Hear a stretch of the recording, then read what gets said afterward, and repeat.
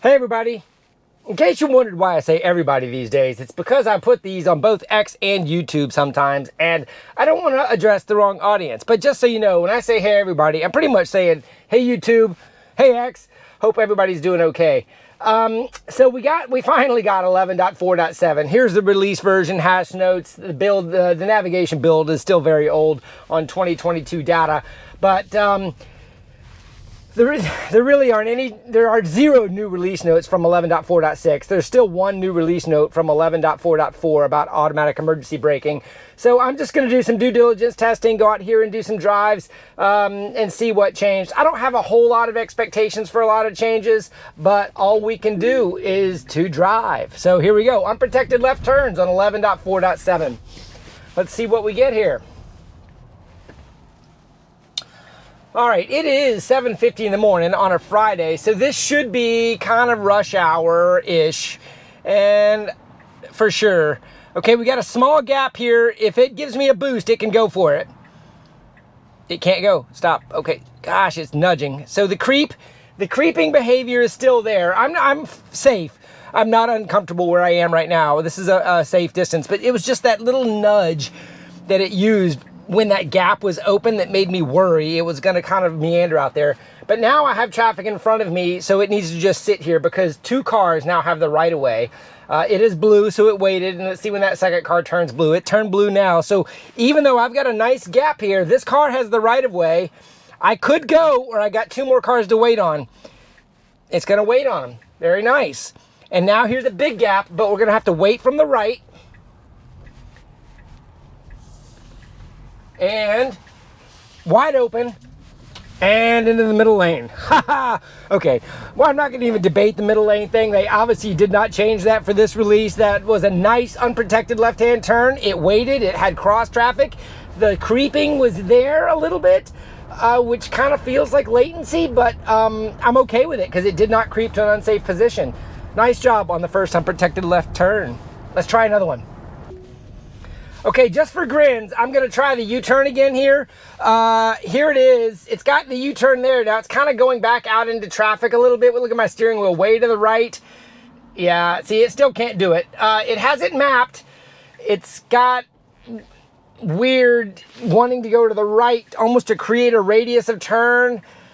This is very uncomfortable because if it goes right now, it's going to go back out into that traffic. And because there's no traffic, I'm going to show you. See how and it's going right now. It's coming left. And there, it's coming left. That's me pressing the accelerator the whole time right now. Okay, now my foot is off the accelerator. And you see, it looks like it's remapped the trajectory. Okay, it cannot go. Okay, whoa. Okay, disengage. It started going there with that oncoming traffic. So, U-turns, still a thumb down. Unsuccessful U-turn. Didn't expect it. Was not in the release notes, but I just like to throw one in there. That'll be the last one of those I do. And here we go. All right, round 2. See if I can keep track today. Round 1 was a good one. U-turn was unsuccessful if you didn't see that clip. And let's see what happens here. Needs to stop there for the creep. And it's wide open to the left. So this time it doesn't even have to wait. It needs to go to the median, get a good position, and wait though. I'll give you some rear camera view this time. It's got to wait, right? Okay, it fit itself in the median very well this time.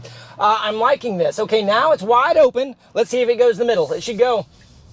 Now, honestly, the left lane would have been better there because the very next car that's coming, that's going much faster than me, was in the left lane. So I'm just hitting the left blinker there to get it out of that lane for this car that's approaching from behind and not catch up to me. So that is a good reason why I don't think it should be using the left-hand turn. Some of you think that because of this 4.7 mile turn to the right, it's getting in the middle lane. I will prove to you on this next one that that is not the reason. I hope I can prove it. All right, let's do another one. All right, here we go, round 3. After 2 successful unprotected left turns in a moderate traffic so far, I haven't had any, I would call it heavy, and it feels like we gotta wait for 2 cars here, then we have a nice gap, so this is gonna be an easy roller. So this will be a good one to test our middle lane. Okay, there was your gap. Oh, you lost it. Okay, whoa. That was not right. It had the largest gap in the world. It waited too long, and then it unsuccessful unprotected left turn. And then it went for it when it was too late. I don't know if you can see that from overhead or not. I had a car from behind. That's why I wasn't backing up. I'm backing up right now. So that is decision-making latency, and I've seen it before. It's you can almost feel it, which makes me think that sometimes this scenario is just a little bit tight, and it just has to get lucky. Okay, please don't just roll it. Okay, yeah, I engaged it too close to the stop sign. So there you go. That's a safety one. You have to realize if you don't back up enough or initiate the turn at the right location, it'll miss it. So you just got to be careful engaging it too quick. And there was another car behind me. Obviously, it's a little busy right now. So when there's not a car, I can back up. I'm going to back up to my normal spot where I engage, just so we don't waste the film time here. And we have the same route, and this should work because this is where I engage every time. Okay, so that was unfortunate. The gap it had, it missed. It creeped and creeped and creeped, and then it slowly went for it at the point that it was no longer safe to my judgment level. And my judgment level is honestly based on acceleration and commit. If it's not committing like it knows what it's doing, I can't trust it, nor put the car and myself in danger. Okay, so here we are again, and we've got a nice small gap. It needs a good commit here, but it's a fast-moving truck. There, okay, good. Now that time it went and rolled it, and it went straight through. And ironically, it went into the left lane. So I don't know if that, I've done this test before and it's done it differently. So because I've got the navigation going to the left, it joined the left lane this time. I'm gonna have to do the repeat on that because I've tested that off film many, many times. But just in case you guys are right, if it chooses the middle lane because 5 miles down the road, I've got a right turn, we'll see. Let's try another one. Okay, here we are. I think this is round 4, I believe, depending on how you count the failed one earlier. Nice stop line there. Look for the creep.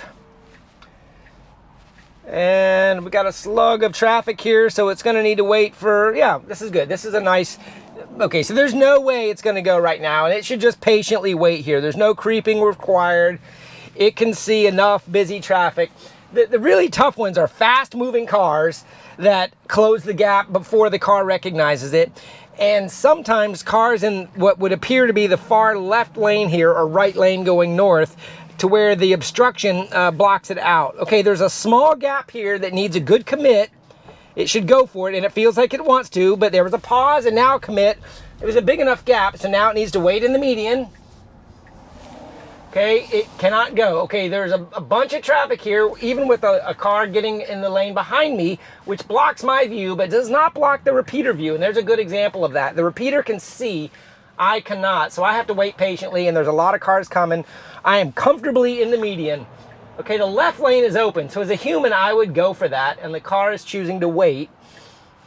And that's fine. It's been doing that a long time. Now here's another left lane open, but there's somebody in the middle and it's waiting again.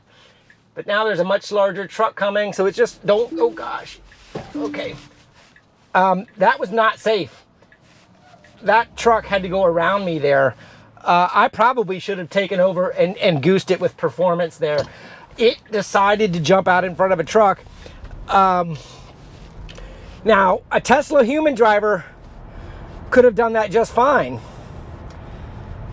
because they would have punched it, but this car does not punch it. Why did it wait? That was bad. It does not do that very often on the second part of the unprotected left turn. It does it more often when the B pillar is its best camera view, but in this situation it has both a rear view and a repeater view of that oncoming traffic, and it usually doesn't make bad decisions like that.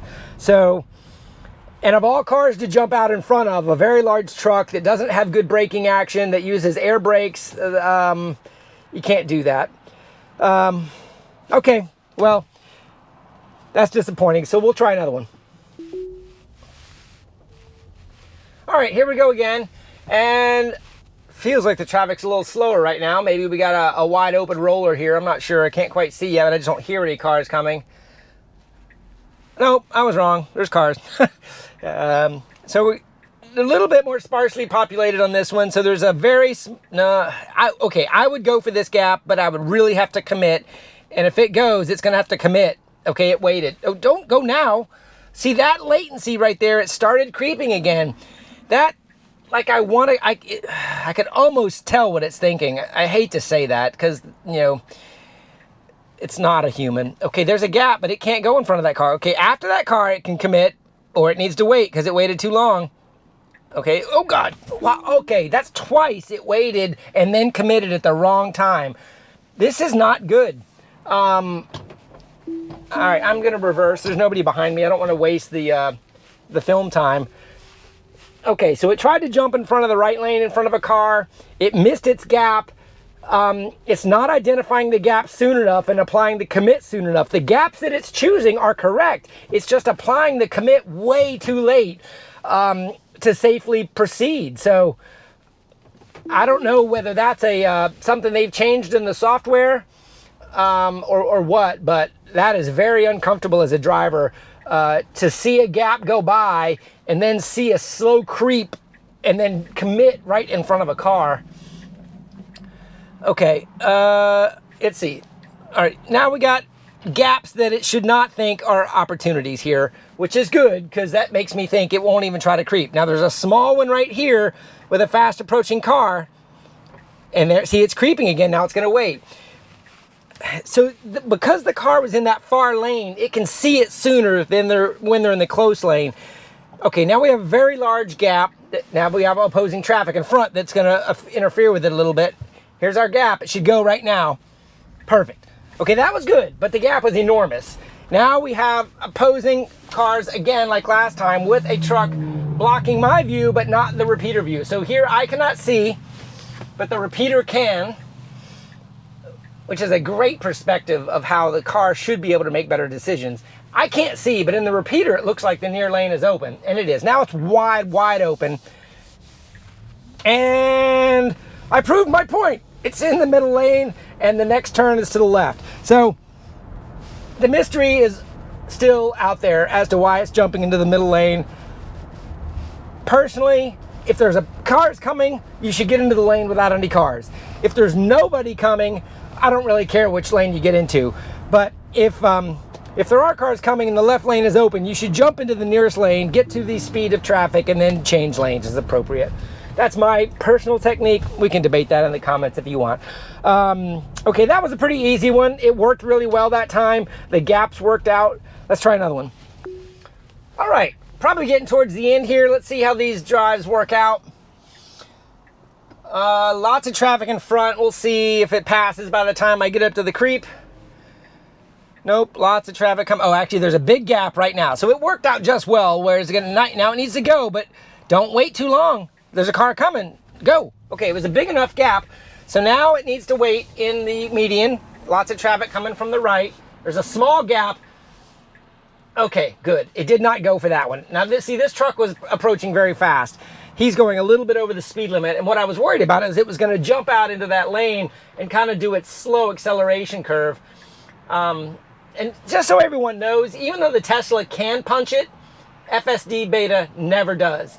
So I'm not saying it can't be done, and if Tesla has the vision capability to know how to use it, then great. But I'm not going to let a car jump out in front of fast-moving traffic when I know it's not going to accelerate. Here's its gap, wide open in all lanes. Let's see where it goes. Oh, it's going to the middle lane for sure. It worked really hard to get in that middle lane. It feels like it's trying to get in the middle lane more than the left, to the extent that it's almost uncomfortable, the angle it's using. But that was a good unprotected left turn that time. The gaps worked out comfortably. I'm at the point that I don't think that FSDBeta version 11.4.7 has made any changes to the unprotected left turns. Some of these creep issues and gap choices are the same as the previous versions. So I think this is just another demonstration of where the software is. Chuck Cook personally feels it's camera limited at both distance and in perspective that the B-pillar gives it for the use case that we're demonstrating here. It really has to creep hard to get its best visibility with only one camera on the side to see this fast moving traffic, you know. So you've got a very low resolution, you know, camera trying to do its best to see these fast moving cars and make decisions. It's just a hard problem to solve. So, all right, let's see where we go with this.